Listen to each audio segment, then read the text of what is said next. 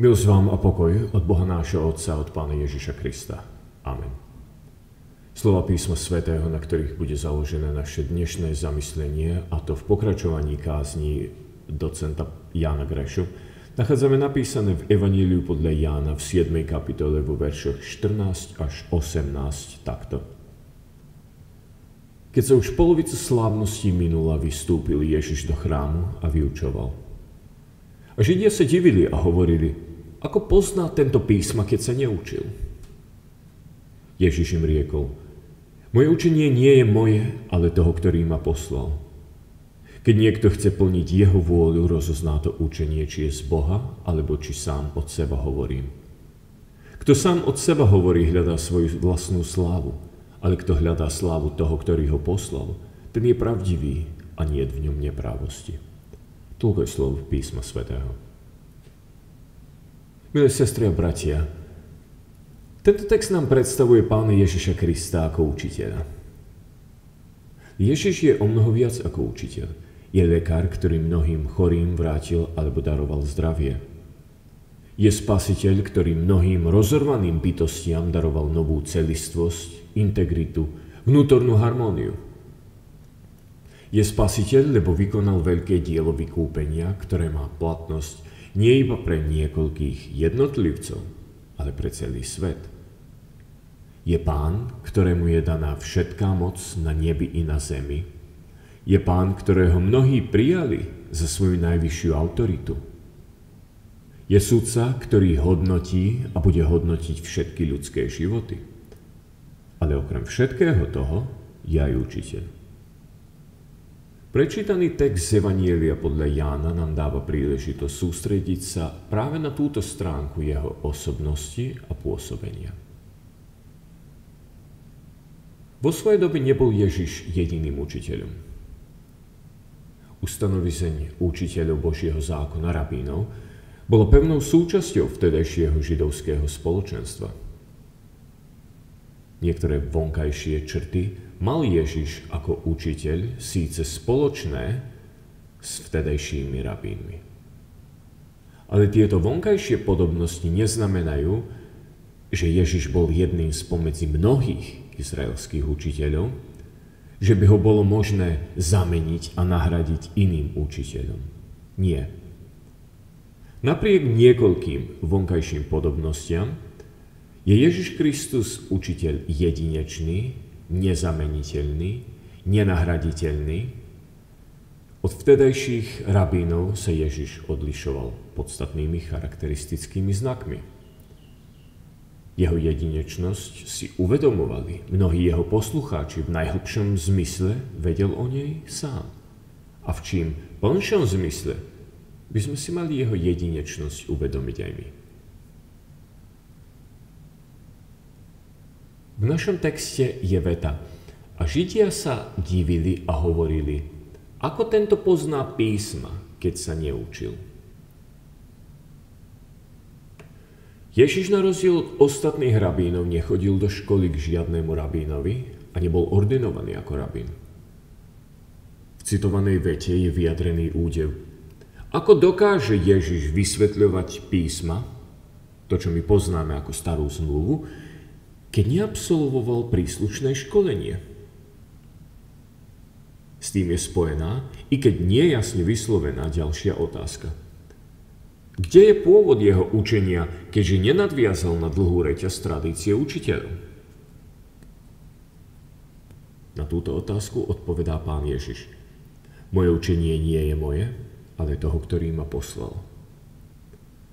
Jeho učenie teda nepochádza z dlhej tradície židovských rabínov, ani nie je dielom jeho vlastnej špekulácie alebo myšlienkovej konštrukcie, ani to nie je náhodný, izolovaný zhluk myšlienok, ale naopak.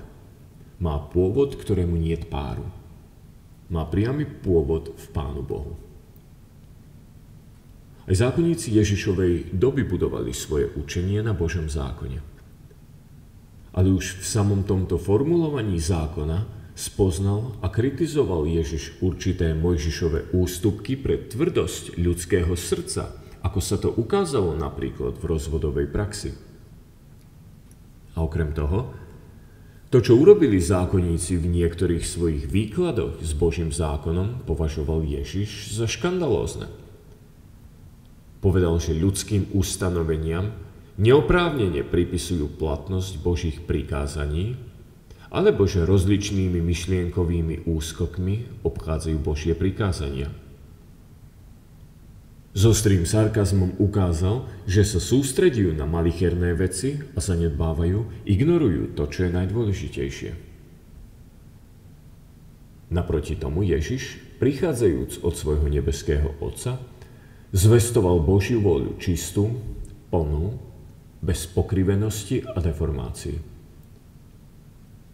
Nejaké deformujúce medzičlánky nestáli medzi Bohom a Ježišom. Kto prichádza k Ježišovi ako k učiteľovi, prichádza k najčistejšiemu pôvodnému prameňu. Kto prijíma jeho slovo, ten pije zo studnice pravej, čistej, živej vody. Ježiš ako učiteľ mal jedinečné postavenie nielen medzi vtedajšími židovskými učiteľmi, ale má jedinečné postavenie medzi všetkými učiteľmi všetkých čias. Je nenahraditeľný a nezameniteľný. 4 evanjelia sú štvornásobnou, navzájom sa doplňujúcou studnicou čistého Ježišovho učenia. Možno nám Ježiš ako učiteľ už zovšednil, ale prečítaný biblický text nás vedie k tomu, aby sme si s novou silou uvedomili jeho jedinečnosť, aby sme si uvedomili, že jeho evanjelia stoja nekonečne vyššie ako všetká ostatná existujúca literatúra, aby sme si uvedomili, že Ježiš nie je jeden spomedzi mnohých zákonníkov, filozofov, teológov, ale že on je učiteľ v jedinečnom zmysle, ktorý prichádza k nám priamo od Boha a že náš praktický postoj k nemu má byť v plnom súlade s týmto poznaním. Už to, čo sme si doteraz na základe textu uvedomili o Ježišovom priamom pôvode od Boha, úplne stačí ako odpoveď na otázku, v čom je jeho jedinečnosť. Ale dá sa všimnúť si ešte ďalšiu črtu, ktorá zdôrazňuje jeho jedinečnosť. Ide o otázku motívov. Motívy, vnútorné pohnutky, to je veľmi zaujímavá a závažná psychologická téma. Do všetkého, čo robíme, sme niečím vnútorne poháňaní. Objaviť svoje motívy, to je veľký kus seba poznania. Objaviť motívy druhého človeka je nesmierne dôležité, ak ho chceme skutočne poznať. Činy alebo správanie dvoch ľudí môže navonok vyzerať rovnako, ale ak za nimi stoja rozdielne motívy, sú tie činy napriek vonkajším podobnostiam úplne odlišné veci. Ježišovi veľmi záležalo na motívoch, pod vplyvom ktorých človek niečo robí. Ježiš bol súčasne majster v odhaľovaní motívov, aj maskovaných motívov. Položil si aj otázku o motívoch učiteľov, ktorých videl okolo seba. Zistil, a to so smútkom, že jeden veľký motív, ktorý týchto ľudí poháňal do ich učiteľskej činnosti a sprevádzal ich pri nej, bolo to už po sláve. Tento motív je aj dnes veľmi rozšírený a tak nám jeho pochopenie nespôsobuje nejaké ťažkosti. Na tomto pozadí sa opäť ostro vníma jedinečnosť Ježiša ako učiteľa. V našom texte hovorí na túto tému slova: Kto sám od seba hovorí, hľadá svoju vlastnú slávu, ale kto hľadá slávu toho, ktorý ho poslal, ten je pravdivý a nie je to v ňom neprávosti. Ježiš ako učiteľ nehľadal svoju slávu, ale slávu toho, ktorý ho poslal, slávu svojho nebeského Otca. Čistota motívov, orientovanie všetkej slávy na Pána Boha zdôrazňuje jedinečnosť Ježiša ako učiteľa. S čistotou motívov súvisí ďalšia dôležitá vec. Ak učiteľ hľadá svoju vlastnú slávu, hrozí nebezpečenstvo, že kvôli tomuto zvrátenému motívu bude kríviť, deformovať svoje učenie. Lebo sú veci, ktoré poslucháči z úst učiteľa nerady počujú a za ktoré nie sú mu vďační. Keby učiteľ takéto veci predsa hovoril, bola by jeho sláva a možno aj bezpečnosť ohrozená. Ak je učiteľova túžba po sláve veľmi veľká, môže sa učiteľ dostať do pokušenia, že bude prispôsobovať svoje učenie vkusu a želaniu poslucháčov, že napríklad vynechá to, čo je nepríjemné, že bude zmierňovať, čo je ostré, že sa bude vyhýbať kritickým výrokom a slovám a tak ďalej. Ježiš u mnohých vtedajších učiteľov videl tieto veľmi zlé následky túžby po sláve. Len ten, kto je vedený čistými motívmi, dokáže otvorene povedať celú pravdu, bez zamlčovania, bez prikrášľovania. To je zmysel Ježišových slov v našom texte. Kto hľadá slávu toho, ktorý ho poslal, je pravdivý a nie je to v ňom neprávosti. Toto je plne potvrdené a vysvetlené skutočnosťou, že Ježišova zvesť bola jasná a jednoznačná, že jeho kritika bola veľmi ostrá a že dokonca a jeho nepriatelia mu povedali: Majstre, vieme, že si pravdivý a ceste Božej podľa pravdy učíš a nedbáš na nikoho, lebo nehľadíš na osobu človeka. Plné hovorenie pravdy bez zamlčovania a deformovania, aj to je jedna dôležitá známka jedinečnosti Ježiša ako učiteľa. Keď Ježiš povedal, že on je učiteľ, ktorý prišiel priamo od Boha, mohli jeho poslucháči žiadať dôkazy a aj ich skutočne žiadali. Pri inej príležitosti povedali: Majstre, chceme vidieť znamenie od teba. A dnes je otázka dôkazu aktuálna. Keď dnes povieme, Ježiš je jedinečný učiteľ a to, čo hovorí, pochádza priamo od Boha, môže nie jeden človek povedať: bol by som rád, keby toto tvrdenie bolo nejako dokázané.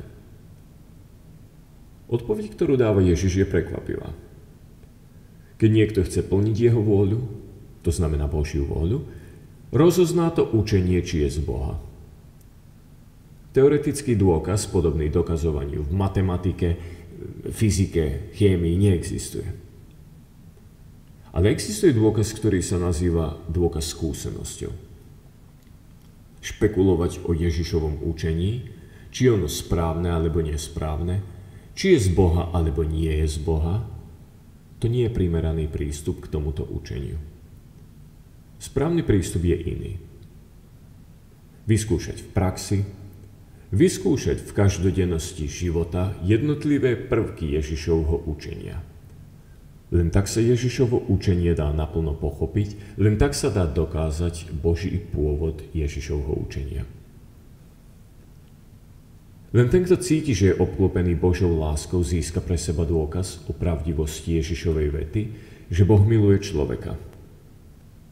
Len kto cíti úľavu z odpustenia hriechov a na odpustení buduje nový život, získa dôkaz o pravdivosti Ježišovho učenia o tom, že Boh odpúšťa hriechy. Len kto spozná na sebe, od čoho všetkého ho očistila Ježišova kritika, získa dôkaz, že za touto kritikou stojí Božia múdrosť a autorita. Len kto zistí, koľko svetla a pokoja dostáva v modlitbe, získa dôkaz o pravdivosti Ježišovho naliehavého napomínania a povzbudzovania k modlitbe. Len kto zistí, aký pocit zmysluplnosti mu dáva život v praktizovaní každý deň uskutočňovanej lásky, získa dôkaz o pravdivosti Ježišových slov, ktorými celý Boží zákon zahrnul do prikázania lásky. Takto by sme mohli pokračovať od jedného bodu Ježišovho učenia k druhému. Každému, kto má pochybnosti, výhrady, námietky proti jednotlivým bodom Ježišovho učenia, by sme mohli povedať: najprv sa zdrž kritiky a výhrad a to, čo chceš kritizovať alebo odmietnúť, najprv za mesiac, za pol roka vyskúšaj, a to intenzívne, a potom uvidíš. Vo väčšine prípadov by výsledkom bolo plné pochopenie a plné prijatie toho, čo nám prináša Ježiš ako učiteľ. A keby po prvom takomto duchovnom experimente nasledoval ďalší a potom ďalší, mali by sme pred sebou to, čo by sme mohli označiť ako rýchly rast Ježišovho učeníka. Toto odporúčanie sa netýka len tých, ktorí k Ježišovmu učeniu pristupujú s pochybnosťou a kritikou, ale aj nás všetkých. Ak toto, čo priniesol Ježiš ako učiteľ, máme skutočne pochopiť a mať z toho čím viac požehnania, mali by sme to vyskúšať intenzívne. Možno si aj napísať do osobitného zošita niektoré poznatky, ktoré sme pritom získali. Byť kresťanom znamená, že nesmieme stáť na jednom mieste, že nesmieme stagnovať, ale že stále máme kráčať dopredu. Nemôžeme si dovoliť stagnáciu, lebo cesta ku konečnému cieľu je dlhá. Môžeme ju prejsť len pod stálym vedením nášho jedinečného učiteľa Ježiša Krista, ktorý povedal o sebe: Ja som tá cesta, i pravda, i život. Náš dnešný text zo 7. kapitoly Evanjelia podľa Jána nám treba pochopiť ako pozvanie, aby sme sa zverili pod vedenie nášho jedinečného učiteľa Ježiša Krista. Amen. Autorom kázne Jan Greša.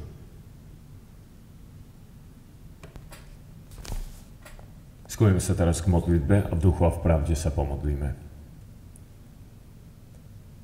Pane Ježiši Kriste, ktorý si vzkriesením a životom a pociťuješ naše choroby a zármutky, predchádzaj nás prosíme svojou milosťou na všetkých našich cestách a zostávaj s námi v živote i pri smrti. Prosíme ťa za všetkých, ktorí sú zasiahnutí odchodom našich dvoch spolubratov, brata Cabuku a brata Kováča. Prosíme ťa za ich rodiny, aby si ich viedol po cestách pokoja v láske a v nádeji, že s tými, s ktorými sa rozišli, sa stretnú vo večnosti, ktorú si pripravil všetkým nám pre zásluhy a skrze vieru v Pána a Spasiteľa Ježiša Krista. Potešuj nás všetkých svojou útechou, zachovaj v pravej viere až do smrti a daj nám poznávať Teba ako Pána, ktorý svojou smrťou premohol našu smrť a svojim vzkriesením navrátil nám život večný. V posledný deň sa milostivo priznaj k nám a uveď nás do svojej nebeskej slávy, v ktorej žiješ a kráľuješ na veky vekov. Amen. Oče náš, ktorý si v nebesiach, posväť sa meno Tvoje, príď kráľovstvo Tvoje, buď vôľa Tvoja ako v nebi, tak i na zemi. Chlieb náš každodenný daj nám dnes a odpusť nám viny naše, ako aj my odpúšťame vinníkom svojim. I neuvoď nás do pokušenia, ale zbav nás zlého, lebo Tvoje je kráľovstvo i moc i sláva na veky vekov. Sláva Bohu Otcu i Synu i Duchu Svätému, ako bolo na počiatku, i teraz, i vždycky, i na veky vekov. Amen.